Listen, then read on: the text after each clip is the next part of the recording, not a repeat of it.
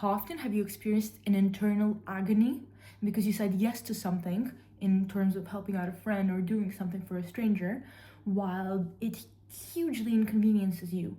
And so you have to stick through with it because you've already said yes, but at the same time you kind of hate it, and then you also feel like nobody ever shows up for you in the same way, and it's just all daunting you in your mind. If this is the case, this video is for you. And this is the challenge of saying no. I think there's a certain glamorization of saying yes to things and being a kind person. There's a certain people-pleasing culture out there, and a lot of people take pride in it. And while I found it beautiful that there are so many people who are givers, I think there's a difference between being a genuine and honest and authentic person who likes to do things for others and being a people pleaser. And a lot of times, honestly, people who I feel are doing things just because they can't help themselves in a bad way, who are people pleasers, are automatically more unattractive to me because it feels backless, which I have been in past, and I feel like I'm not judging, but at the same time, it just doesn't feel genuine. It just doesn't feel like you want to help me because you want to help me. It feels like you want me to think that you're a good person. And I think changing that mindset can genuinely improve your friendships and bring them to a next level. And that brings me to the second point, which is importance of setting boundaries. I think, and I'm not gonna dive super deep into this, boundaries are a form of self-respect, ability to build them healthily, which I will be talking about later on, right?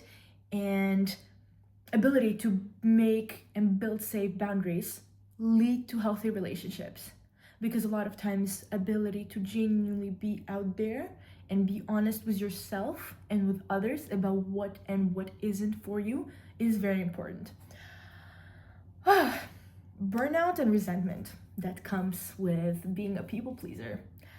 I think the biggest part of why people pleasing is a very negative thing to be is the fact that what will happen, and it always happens, is that you take so much from yourself and give it to others to the extent when you have nothing left for yourself.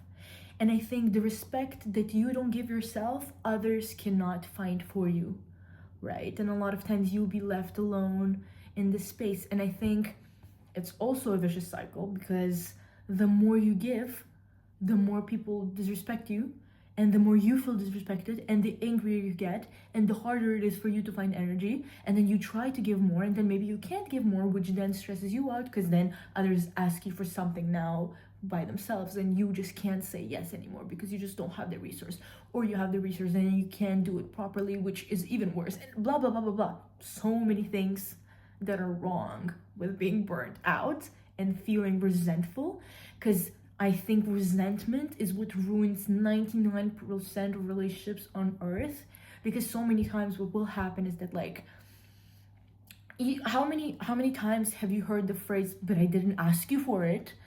I think, or said it honestly, because a lot of times people will try to love you in ways that they think you want to be loved without really caring for what feels good for you.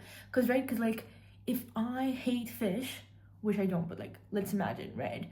And somebody cooks me an amazing meal with fish as the centerpiece, it's an amazing act. It's very kind of them. But at the end of the day, I hate fish. And it's like, okay, like, you know me for that long of a time and you don't know. But like, you can't know. So I think, honestly, I don't know where I was leading with this point, but let's move on. Okay. I think the biggest thing that people misinterpret is the fact that saying no is not personal, right? A lot of times not agreeing to certain opportunities, not saying yes to everything that comes your way, or sometimes not saying no to a favor that somebody's asking you, right? It's not a personal act. Just because you don't want to do something doesn't mean that you hate someone, and I don't think anybody should take it as such. A lot of times with people pleasers, it's not only that they can't say no themselves, they also cannot take a no because it's so hurtful, and they're like, well, I always say yes. which is not helpful. So I think changing that thought pattern and accepting that sometimes a no is just a no and nothing beyond that. Sometimes people don't have the energy, sometimes people don't have the resources, sometimes people just don't want to do something, and that is okay. Is very important. And I think the self-compassion that it takes, and self-love and self-respect, but self-compassion most importantly, to genuinely realize that like it's okay if I say no to something, it's okay if I don't hang out with certain people today, or it's okay if I can't make it to certain plans. Like, it's fine. It is very, very, very important. Before we dive into the section of how to say no, first of all, kindly and respectfully, I do want to emphasize that this is not about the act of inconveniencing altogether. I don't think I pronounced that right, but whatever. I think this is just about the habits that you have, about prioritizing yourself first before you prioritize others. Because a lot of times I think in healthy friendships and relationships, it is important to put yourself at an inconvenience in order to satisfy the other person. I don't really believe in compromises because I feel like in those cases, neither of the people win. But at the end of the day, like, doing something that you might not absolutely want to do because your partner or your friend want to do it is like the ground level of relationships. Like, recently my friend drove our other friend to the airport, even though like it wasn't like super convenient for them, but it's the sweetest thing. And it's like, this is what you gotta do for friends. And I think also learning to do these inconvenient things with love and with care is very important, without taking it and starting resenting the people that you do it for, right?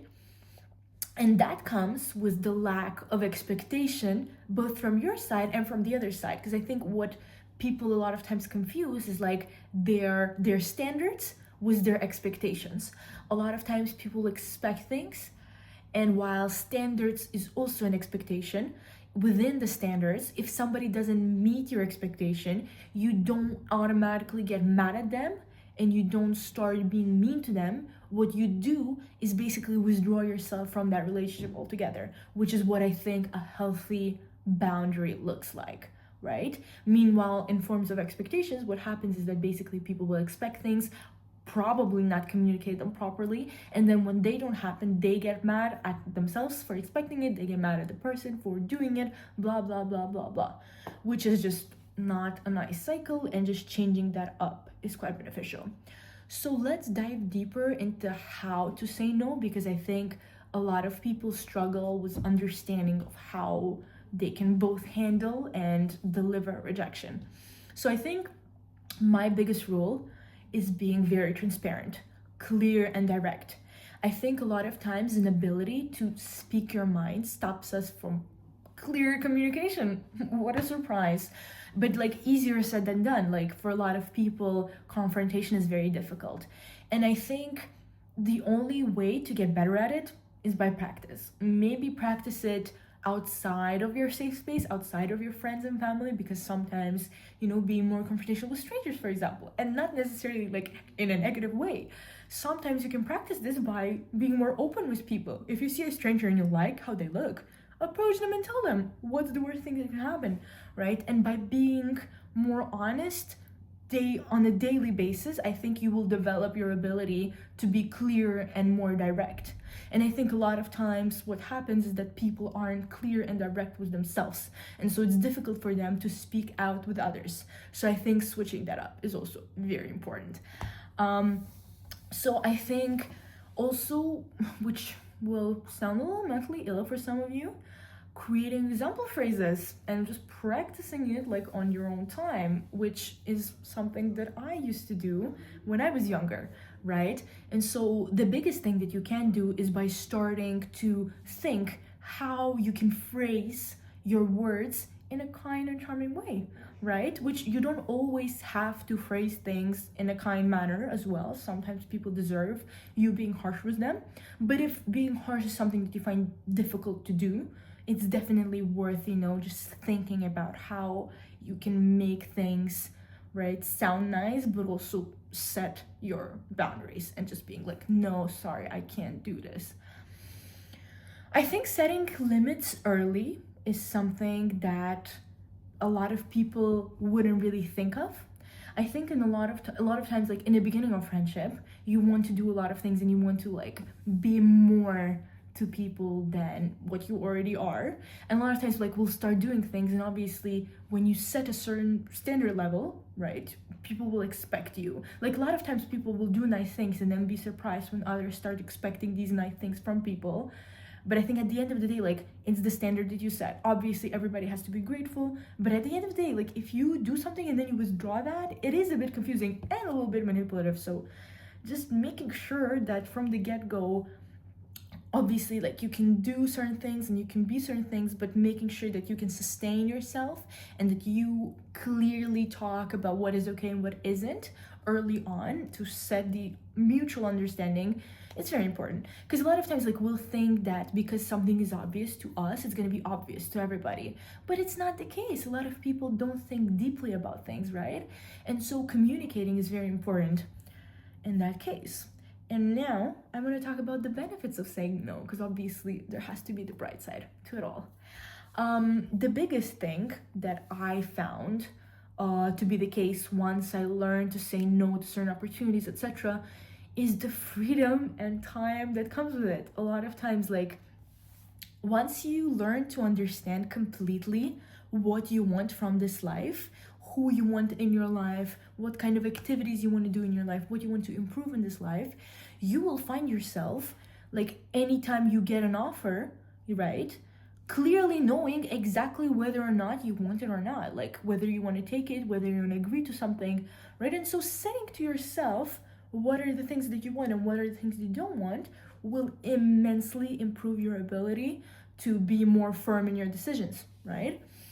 I think another thing that's like so big, which is connected to the previous one, is the fact that you get so much energy, because when you stop doing the things that you think that you're expected to do, there is so much headspace that gets cleared up. No more thoughts internally. They're like, God, like, why am I doing this? I hate doing this, blah, blah, blah.